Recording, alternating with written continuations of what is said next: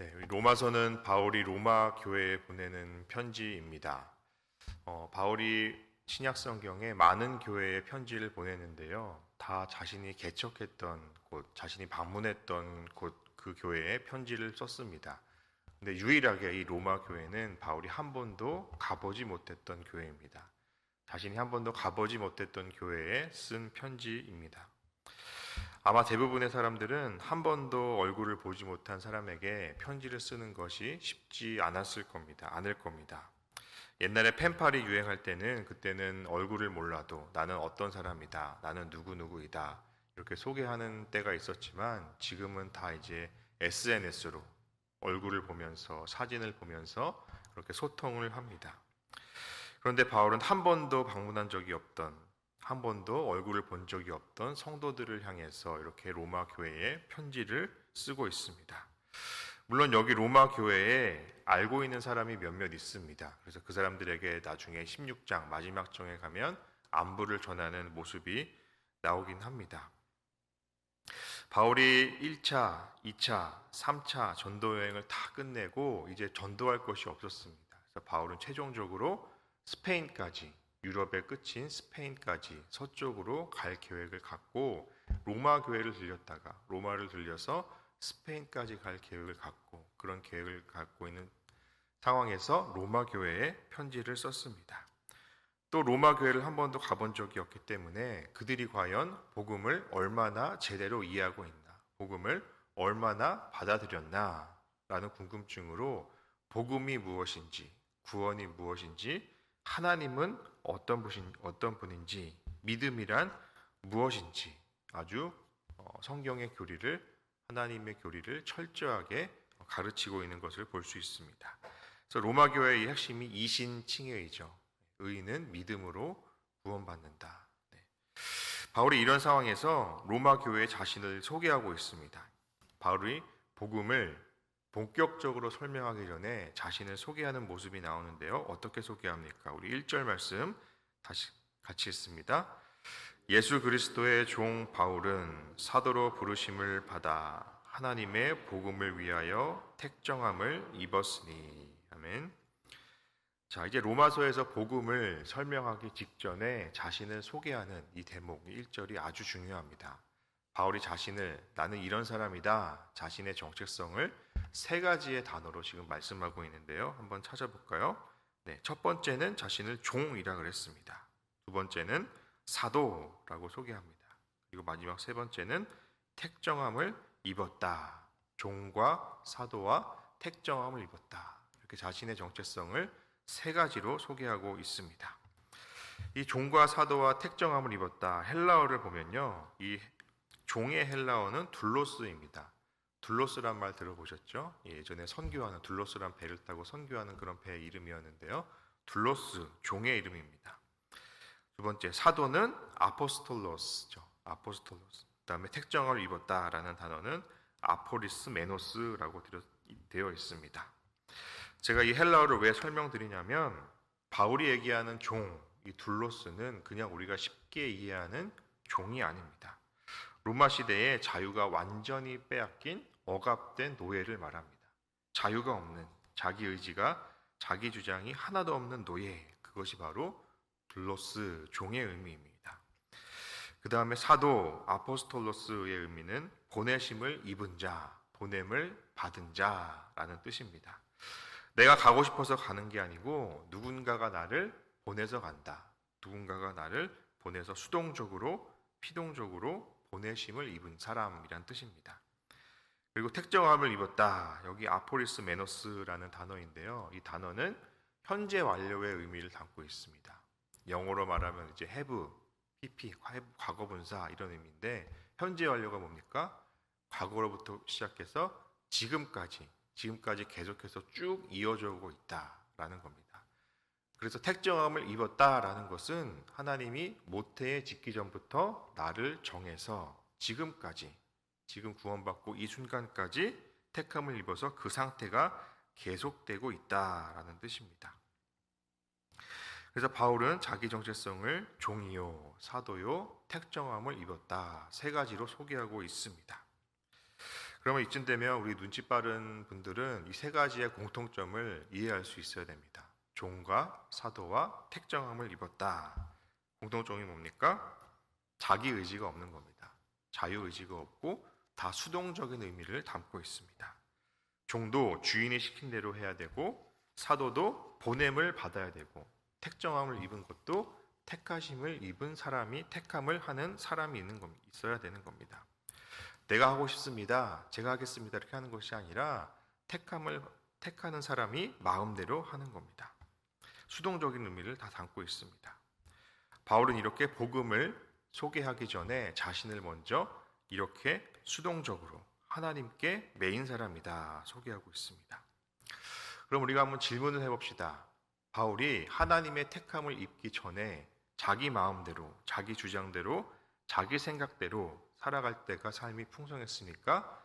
아니면 하나님의 택함을 입어서 매인받은 종과 사도와 택정함을 입은 상태로 살 때 삶이 풍성했습니까? 바울이 택함을 입기 전에는 그는 아주 못된 사람이었습니다. 자기 마음대로, 자기 의지대로 살아서 아주 세상에서는 잘 나가는 사람이었는지 모르겠지만 아주 못된 사람이었습니다. 예수 믿는 사람을 잡아 감옥에 가두고 또 스데반 같은 사람을 죽일 때 옷을 맡아뒀던 사람이었습니다. 그리고 예수 믿는 사람에게는 저승사자 같은 굉장히 무서운 사람이었습니다. 자기 주장대로 자기 생각대로 살 때 풍성한 삶이 없었고 사나운 사람의 모습이었습니다. 만약에 그냥 바울이 그대로 죽었다면 지옥에 들어가서 지옥에 왕노릇을 했을지도 모르는 그런 못된 사람이었습니다. 그런데 그가 하나님의 택함을 받고 피동적이고 수동적인 인생을 살게 되니까 삶이 풍성해졌습니다. 열매가 많았습니다. 바울이 교회를 얼마나 많이 개척했습니까? 1차, 2차, 3차 전등을 하면서 수많은 교회를 개척했고 또 신약 성경 가운데 13권을 기록한 그런 믿음의 사람이 되었습니다. 많은 열매를 맺는 사람이 되었습니다. 여러분 어떻습니까? 바울이 이렇게 삶이 풍성해지고 열매를 많이 맺게 된 그 이유는 우리가 볼 때 답답하겠다. 하나님께 매여 있고 자기 마음대로 할 수도 없고 수동적으로 사니까 안 됐다 생각할지 모르겠지만 바울은 하나님의 택함을 받고 하나님께 깊이 뿌리 내린 뿌리 박은 그런 사람이 되었습니다. 시편 1편에 이렇게 말씀하죠. 시냇가에 심은 나무가 시절을 쫓아 열매를 맺는 이유는 그 나무가 그 땅에 한 곳에 뿌리 박혀서 비록 자유가 없고 자기 마음대로 바람에 나는 것처럼 마음대로 날아다닐 수는 없지만 그럼에도 불구하고 그 나무가 땅에 뿌리를 내리면서 고정되어서 그 뿌리를 통해서 양분을 공급받고 잎과 줄기와 열매로 가기 때문에 많은 열매를 맺는 것이다. 이렇게 우리가 예수 믿는다는 것은 복음이 주인이 된 삶을 사는 겁니다. 하나님 앞에 내 의지와 내 뜻대로 내 마음대로 사는 것이 아니라 하나님이 나를 주장하시고 하나님이 나를 인도하시고 하나님이 나를 끌고 가시는 그렇게 사는 것이 바로 예수 믿는 인생입니다. 세상이 볼 때는 복음의 매인 것처럼 보이지만 오히려 복음 안에 자유를 누리고 그 사람이 바로 예수 믿는 사람입니다. 여러분 어떻습니까? 만약 누군가가 당신은 어떤 사람입니까? 소개를 한다면 나는 어떻게 소개를 하겠습니까? 저는 복음 장로교에 다니는 어떤 집사입니다. 복음 장로교에 다니는 어떤 권사입니다. 이렇게 소개하겠죠. 그냥 이렇게 자연인으로 나를 소개하는 것 말고 바울이 말한 것처럼 신앙의 고백으로 한번 자신을 어떻게 소개할지 생각해 보십시오. 짧은 한 문장이지만 자신을 한번 소개해 보면 내가 과연 자유롭게 내 마음대로 바람에 나는 것처럼 헐헐 날아다니다가 뿌리 없는 열매 없는 인생인가? 아니면 자유 없는 인생처럼 보이지만 한 곳에 한 땅에 하나님께 깊이 뿌리 내려서 오히려 더 깊이 들여다보면 복음 안에서 진리 안에서 내가 자유로운 인생이다. 나는 종이고 사도고 택정함을 입은 사람이 되었다라고 고백할 수 있는가 한번 생각해 보시기 바랍니다. 다음 2절입니다. 2절 말씀에서 바울이 복음을 설명하는데요. 2절 말씀 같이 읽습니다. 이 복음은 하나님이 선지자들을 통하여 그의 아들에 관하여 성경에 미리 약속하신 것이라. 아멘. 자, 2절의 시작이 이 복음은이라고 시작합니다. 이 복음은 하고 나오는데 그 뒤에 주어가 또 나옵니다. 하나님이라고 나오죠. 네. 하나님이. 문장은 주어와 동사가 기본입니다.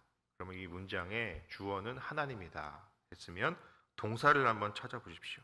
동사는 뒤에 있는 미리 약속하신 것이다 그랬습니다.